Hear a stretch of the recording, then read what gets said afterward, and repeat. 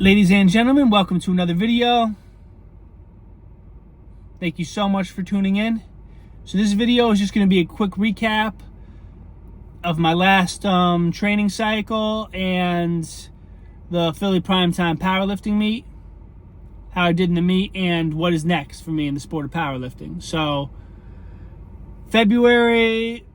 November to February program, I had said I was going to do a recap on that way back when. I never got around to it, so I'll recap both. So the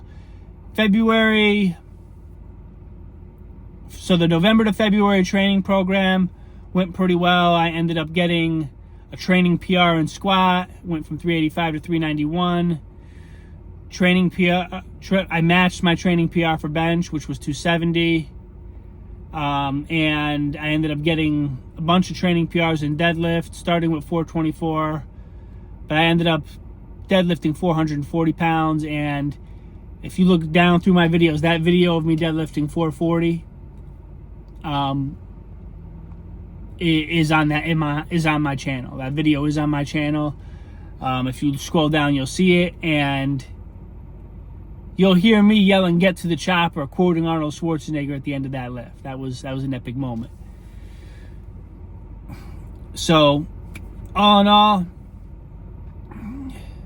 the training program went well. Looking back on it, I probably should have competed in February, but after every training program, usually I'll do a 12 to 16 week program.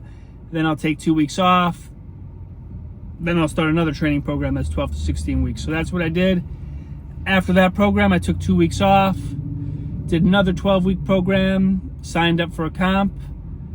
And the comp I signed up for was the Philly Primetime meet.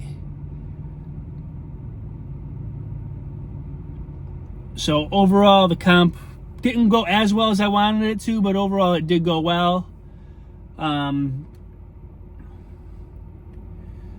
What I wanted to do, I was really hoping I'd get the chance to squat over 400 for the first time. Didn't work out that way. I opened at 170 kilos, 374 pounds, good lift. Then my second attempt, which would have been a comp PR, even though I hit 391 in training, I had never done it in comp. So my second attempt, I got the weight up, but I got called for depth. In a competition, if you don't go low enough, it doesn't count. So, and you need at least 2 white lights out of 3. You need at least 2 judges to say that you went low enough and it was a good lift. I only got 1 white light out of 3. So they called it a no lift. They called it a no lift on my second attempt. My third attempt is where I plan to go for the 400, and I decided, you know what, let me just play it safe. Let me just hit 391 in comp. I've hit it a few times in training, never hit it in comp. Let me get a competition PR. So I attempted 391 again, 2 white lights out of 3, made it, good lift. Then going on the bench, even though I've hit 264 in training multiple times, it is different for the meet. For the meet, you actually have to pause. The commands for bench press are start, press, rack. When you bring the bar down to your chest, you actually have to pause with it on your chest until you hear the judges say the word press. And it can vary because there's some judges that'll say press right away. There's some judges that'll make you hold it for a second or two, and then they'll say the word press. So I bombed out my first 2 attempts on bench. Thankfully, I was able to make my third attempt. I got a comp PR in bench. So 264 pounds, competition PR. I've benched a little more than that in training, as I've said, but that's the heaviest I've hit in competition. And then for deadlift, I just went really, really conservative. My back, midway through my last training program, from November to June training program, or no, February to June, sorry, I don't know why I said November. The February to June training program, midway through the program, my back started hurting on deadlifts. I think the program I was using, it was probably too many reps. I think once your max for deadlift is a certain weight, you got to be mindful of the reps that you do. I think my program was more cut out for beginners because it was high rep, but it was a lot of reps. The 5 sets of 5 didn't exactly go well for me. You know, midway through the program, 330 pounds. The weight didn't necessarily feel heavy, but my back was hurting every time I lifted it. So I took about a 4-week hiatus from deadlifts. I did some other exercises that worked the same things as deadlift, but that weren't as heavy as like tense on the back. I stayed away from deadlift for the last 4 weeks. And deadlift's not just a back exercise. It's you use your quads, you use your glutes, you use all those things. But for some reason, my back was hurting when I was doing it, so I took 4 or 5 weeks off. And in the past, when I felt that way and I've taken time off from deadlift, you know, when I've gone back to it months later, my lifts improved and I was able to PR again. So I took time off from deadlift. Competition, I went really, really light for deadlift. My opener for deadlift was 140 kilograms, 308 pounds. I made that. Then I went up to the 140, felt easy. You know, I think the few weeks off from deadlift paid off.